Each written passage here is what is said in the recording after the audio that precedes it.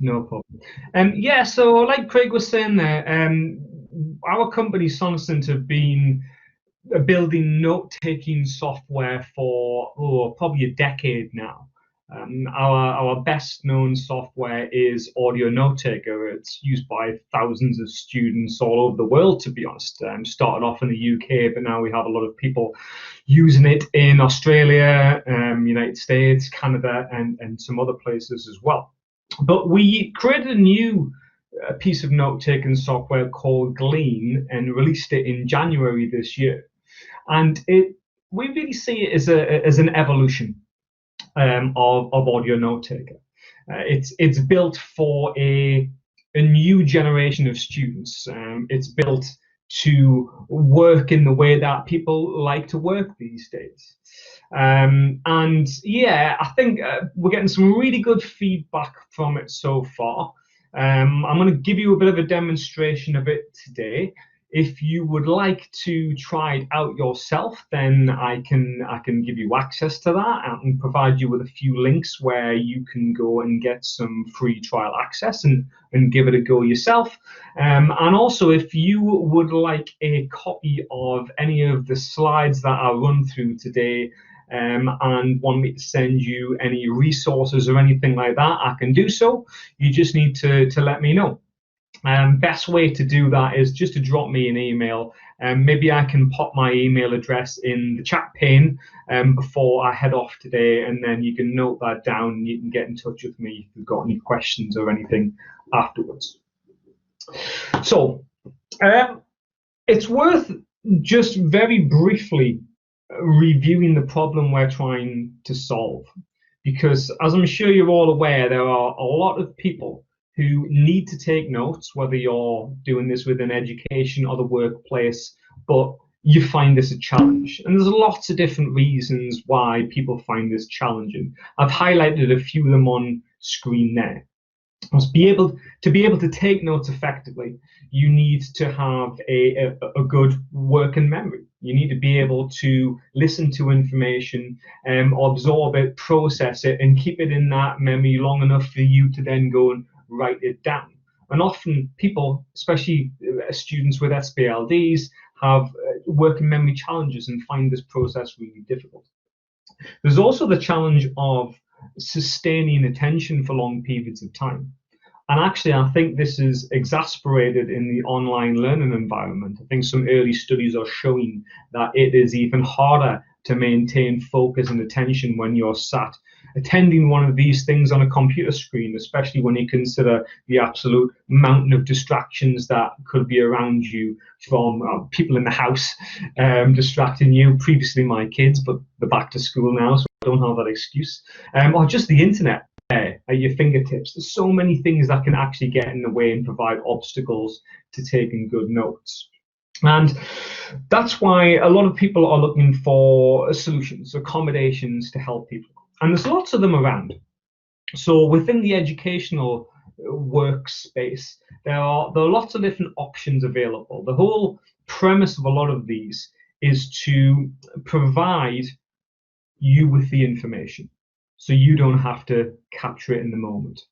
Because what you don't really want to be doing is head down in a piece of paper, try and frantically to scribble everything down. So there are lots of systems out there that can effectively record and capture that information for you so you don't have to. So some of them I've got on screen there, lecture capture systems. You can provide like a video of a class. You can provide a full transcript of what was said, or people can use their own devices to help. So digital voice recorders, smart pens, or perhaps you get somebody else taking notes for you and just giving you them. Some of these are useful, but there is some considerations, I think, when you're looking for note-taking accommodations. So first of all, you need to ask yourself whether you can use them everywhere. So if I can only use something in a lecture, but I can't use it in a seminar, tutorial, and I can't use it while I'm studying online, is it particularly useful? I'm not sure it is. Could some of these actually lead to you not paying attention? Because one of the good things about actively trying to take notes is it does help you to maintain some focus. It encourages you to actively listen out for key points during that class. There is a risk if someone says, don't worry about note taking, I'm just going to give you some. That you just sit back, especially if you're online. So I am physically sitting back now, and then you're just not paying attention, you zone out. Passive learning's not particularly effective. It's not what we're aiming for. And with the current environment as well, do these things work when you're sat behind a screen? Because some of the traditional accommodations, technological accommodations like voice recorders, smart pens, they work by recording from a microphone. Now, if you're sat there attending an online lecture or watching a video with some headphones on, that's not going to be particularly helpful because it's not going to pick up any of the audio from those environments. And then you've also got to consider how easy these things are to review. Because you could sit on, let's say I was delivering a 1-hour lecture on something, or even a 2-hour lecture. And I said, look, don't worry about taking notes. I'm recording the whole thing and I'm just going to give you the video afterwards. Sounds great, right? It's great till the point where you go back to review that video and you realize that you've got an hour or 2 hours of me talking and showing you things. And then you've got to go through that entire thing again to try to write your notes up. And it will take you hours upon hours upon hours to do that. I've done that many times before myself. It is extremely tedious. And I think the last thing to consider as well, and maybe this is more of a consideration when you're using a human note taker, is whether that, does it encourage independence? Because I think a lot of the times what we're trying to achieve is giving people the tools to become independent and autonomous learners, not to become dependent on something else. No one wants that. And when you migrate from education to the workplace, that stuff isn't going to be available to you all the time. So I think it's always better to come to a solution, a tool, a strategy that you control. So these are the problems that we're trying to solve with Glean. So Glean is a web app that enables you to capture all of the information from a lecture, a presentation, a seminar. So when I'm talking about information, I'm talking about maybe slides that are being used, but predominantly all of the audio that is spoken. But instead of just capturing all the information and having like an hour-long something to go through afterwards, which, like I explained, is very tedious to go through, it encourages you to interact with that recording live, but in a very, very simple way. Because I think what we're trying to achieve with the software is the middle ground between capturing all of the information and not spending so much time with your head down actually working with the technology and writing notes. So we're trying to find that little sweet spot in the middle where you can get everything, but it not to be distracting in our actual class. And I'm going to show you how it works. So that's the end of my little demonstration side or the presentation side. I actually want to show you the app now. So you've actually got two ways in which this works. It's an account-based software. So if you get Glean, you effectively get an account, which means that you can use it anywhere. So it's not just tied to one computer. You just literally go into your web browser and log in. So you can do this whether you're in the classroom, in the library, on a parent's computer, on your own computer, it doesn't matter. You also have the option of doing this on a mobile device as well. So I've got my mobile phone on screen there. I'm going to show you how it works on both sides. And it's actually incredibly simple to use, to be honest. And this is just our dashboard here. And what I would do, if I was about to walk into a lecture or a presentation or whatever it might be, I'm going to go and create myself a new event. And this is the workspace we work with here. So this big area here, this is where our information is going to go. It's where we're going to capture our information. Now, it doesn't always have to include slides, but because I think a lot of us are looking at this from an educational perspective, I am going to bring slides in for this demonstration. So what I might do is say, okay, where's the slides that are going to be used? I'll go and download them from my institution's VLE system, wherever that might be. and I'll import them in here. So we're going to pretend that we're about to sit in a lecture all about time travel. And we'll give this a title as well. So let's call this lecture. Okay. So then what happens? Well, the lecture starts, the class starts.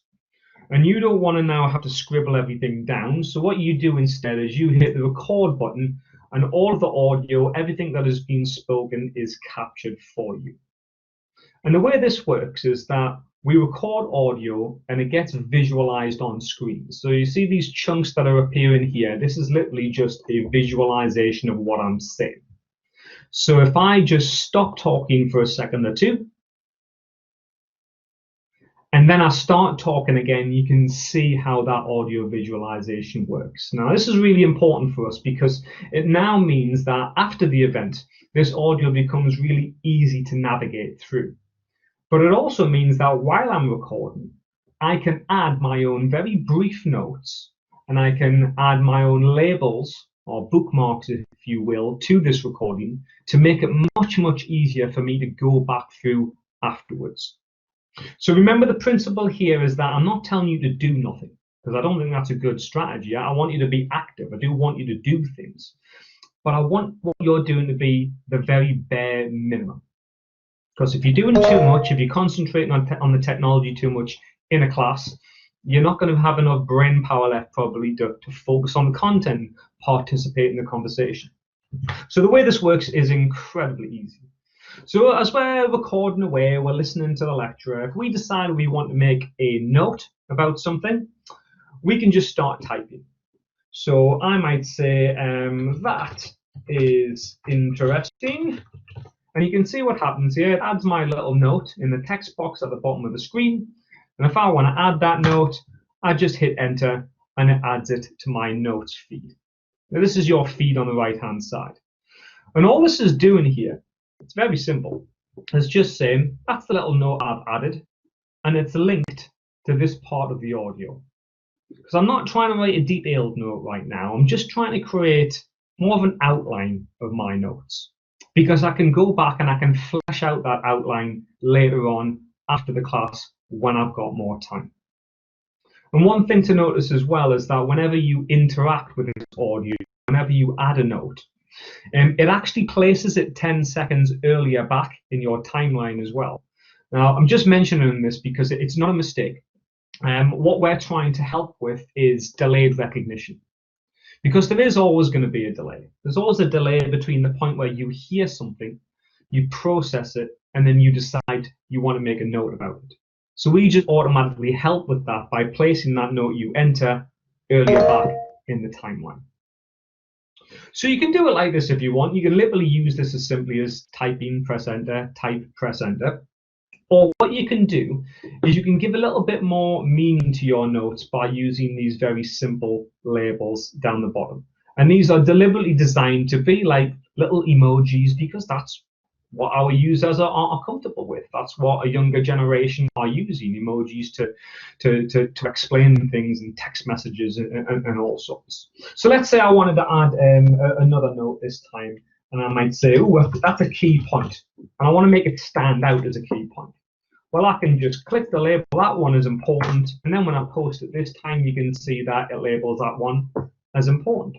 It really is as simple as that. You can also do all of this by just using your keyboard as well, because I know some people struggle with switching from keyboard input to mouse input. I'm one of them. So let's add another one. Let's say someone's talking about a book that I want to review. And I tell myself, okay, read that book. And that's a task. So what I can do is I can press the / key on here. It brings up all the labels I can use. I press T, and then that's a little task. Read that book. Hopefully you can see what I'm doing here. I'm literally just creating an outline of my notes.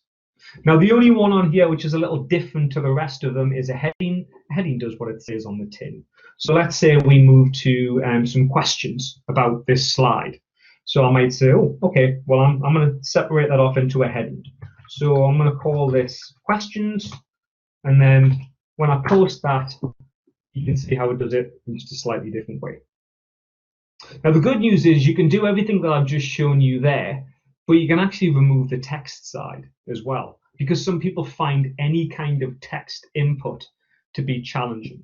And all they really want to be able to do is to record all the information and just put little bookmarks in it. So you can do that if that's your preferred strategy. You just do exactly what I showed you there, but take away the typing. So if I press spacebar and hit enter, you can see what it does here. It just puts a blank bookmark in. I can click and hold one of these buttons, puts a blank bookmark in. I can do that with my quick labels as well. And you can even jump straight into a shortcut mode, which gets rid of the text box altogether. Then all you need to do is click on an icon or use the keys. So maybe I press number 4, and that applies the task. It really is as simple as that. When it comes to slides, the way slide works is it's extremely easy. So say you were using this within a lecture environment. Lecturer moves to the next slide. You want to add them slides to your notes. You just click to post the next slide. And then it appears and adds it to your feed. If you want to use your keyboard for that, you can do. You can press Control and A. It does the same thing. It also means that you have quite a bit of control over slides as well, because you don't have to add them if they're not used. You can just skip over ones that are not used and only include the ones in your notes that are actually relevant. And that's it. It really is that simple actually using it. And you can pick this up in no time whatsoever. That's how we designed it. We designed it so that we can't advertise that you can get going and use it in 5 minutes.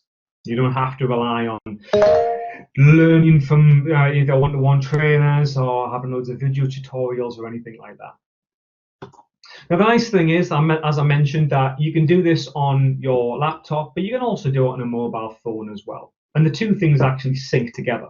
So if I just quickly bring my mobile back into play and I refresh the screen, you can see that what I just did on my computer is already on my mobile device. And it works the opposite way. So if I very quickly go to my mobile, I'll just call this mobile, start recording. I can do this directly from my phone as well. I'm not going to spend too much time doing this. It works in pretty much the same way. I can add labels, I can add text notes, and I can add text notes with labels together. If I just stop that and then refresh my computer side, you'll see that what I did on my phone is also now on the computer as well. So it doesn't really matter which way around you do it. Now, just before I move to the kind of after class stage, I just want to point one little thing out, and that is if you are using this in an online environment, recording from the microphone might not always work. It's like I said, if you're sat there with your headphones on, your microphone isn't going to pick anything up. So what you could do in those environments instead is choose one of these other options. So you can choose to record all of the audio that comes out of your screen by using the top option, or the bottom one just allows you to do both, so it would capture your microphone and stuff that's come out of your screen. Which means you can use Glean when you're attending a webinar like this that's done via Blackboard, or whether it's Microsoft Teams or Skype or Zoom, or you're watching a YouTube video. It doesn't matter. You can get all of the audio directly from there using Glean. Now, however you capture this, whether it's on the computer, the mobile, on-site, online, wherever it might be, the idea is that after you've captured everything, you don't have a complete set of notes, but you have an excellent outline and you have all the information you need. In fact, what you might have is a file that looks a bit more like this one here. So it's all the information, all the slides, all of the audio, and a very brief outline that I created myself live in the moment, but absolutely not a complete set of notes. But now it's very easy to review. I'm not hunting through an hour of someone talking to try to flesh out my notes. I can just hover over anything that I inputted live in the moment and then play that part of the class back. So I might hover over this one and click play. A novel called The Time Machine by English author H.G. Wells. And then I listen back to that part of the class and write my notes up in my own time. I just see this as filling in the gaps, creating the outline live, going back through after the event when you've got more time, when you don't have as many distractions, fill in all of the gaps. Once you've been through that process, you might end up with a file that looks a little bit more like this one here. So you've been through, you've listened back to the relevant parts, you've wrote your notes up in more detail. Once you get to this point, you can keep everything in Glean if you want and review it directly in here. We've got a nice little reading view you can jump over to make that easier.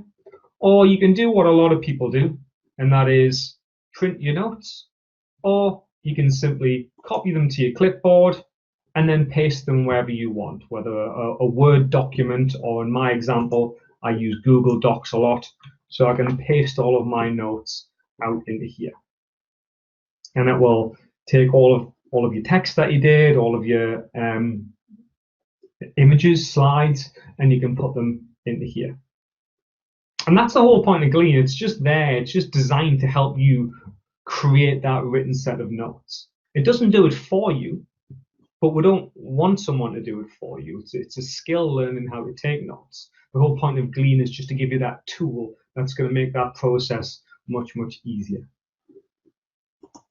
Now, that's obviously not everything that you can do with the software, but if this is the first time you've seen it, I'm not going to overload you with things, but that is the principles of it. And honestly, you can get going with this and use it straight away, have a play with it yourself, and see if you find it helpful. Okay, yeah, sorry, I was just going to say, you've cleared up one question for me. I couldn't quite work out in my head what was the difference between Audio Notetaker and Glean, but obviously Audio Notetaker is the installable sort of version, and Glean is the online version. So yeah, they're based on the same principles. They're there to achieve, I guess, the same end goal. But I think Glean's just more flexible. You know, and I think more and more people now expect from the tools that they use to be able to use them everywhere. You know, I kind of liken it to, Amazon. How strange would it be if you wanted to order something on Amazon, but what you had to do was download it to a specific laptop somewhere, and you could only use that laptop to use Amazon. You know, people aren't used to that kind of thing anymore. Things are moving to the cloud. There's one important thing to say though, and this question usually comes up. Even though it works via a Google Chrome web browser, you don't actually have to have internet access to use it. So if you're offline, you can still open up Chrome, go into Glean, and record and annotate and do everything that I just showed you there. The only thing we use the internet for in Glean is to sync things up to your cloud account so that they sync between a mobile device and a laptop, and you can log into your account everywhere. But actually using it works fully offline as well. It's really yeah, that's very, very intuitive. There's a question from Mary who's asking: is it possible that the text can be darker for the dictated text? So imagine that the text that's appearing as it's being dictated is differentiated maybe from other text. The text that's been dictated. Sorry, I'm not quite sure what you mean, because the text isn't dictated. I was typing the text. Or the text that's been recording. Sorry. Right. Okay. What I do if I'm using Glean is, because I quite like a high contrast theme whenever I'm working. So because we're doing this within Google Chrome, you can actually utilize all of the tools that already exist in Chrome, all of the extensions. And one of my favorite one here that I use is called Dark Reader, which kind of achieves that. So you can go on here and I turn Dark Reader on, and it can go through and it inverts all of the colors. There's loads of little tools like this. We thought about building these directly into Glean itself, but it kind of just made more sense to tap into the hundreds of accessibility and free accessibility tools that are in Chrome. Yeah, well, you've probably already answered this, but Mary's also asking, does Glean pick up dictation? By that, I mean, she probably means recording without an internet connection, but I think you've probably answered that one. Yes, yeah. I would love to show you this working offline, but we're doing a webinar, so I can't. If you get the trial version of it yourself, yeah, a lot of people don't believe us here, but Google Chrome is its own little operating system. So you can launch Google Chrome without the internet, and you can go on to Glean, and you can use it. And it just stores everything locally on your device. Then all that happens is the next time you get internet connection, it then syncs everything up to your account. And that then it enables you to access that account and access those files you've recorded anywhere. It's the only thing we use the internet for. Yeah, very interesting. That's great. So I've popped your email address. I'll just do it one more time, okay? I'll just pop it in. Oh, sorry, Alice is asking, what's the cost of the program? It depends whether you're talking about individual licenses or institutional ones. We've actually only just released the ability to buy individual ones. Because most commonly it's schools, colleges, universities, they'll be the ones who purchase this, and they usually get it in batches. So maybe it's 5, 10, 20 user versions, and then they'll distribute it to people. If you are interested in that, again, drop me an email, and then I can send you the prices across, and then you can Okay. have a look how much Thank it you. costs. Thanks, and I've popped your email address in the. Kim's also asking, what about using in other browsers like Safari or Edge? Does it have to be Chrome, or can you use it in other browsers? At the moment, it's just Chrome because it's built off the Chromium platform. In theory, it will work with Edge as well, because the new Edge browser is also built off the Chromium Yeah, platform. Chrome. But it won't work with Internet Explorer. I think they're going to be Okay. getting rid of Internet Explorer fairly soon, to be honest. Yeah, and if you have a Mac and your default browser is Safari, it probably wouldn't. It might not work on Safari, for example. And no, not on Safari at the moment, no. Okay, that's fine. Thanks. I hope that's yeah. Thanks, Kim, for asking that. Well, if there aren't any more questions, and I see I've put Lee's email address in if you want to get in touch with him for a trial version or any more information. And just say thank you, Lee. That was excellent. Thank you very much, and thanks to everybody for joining and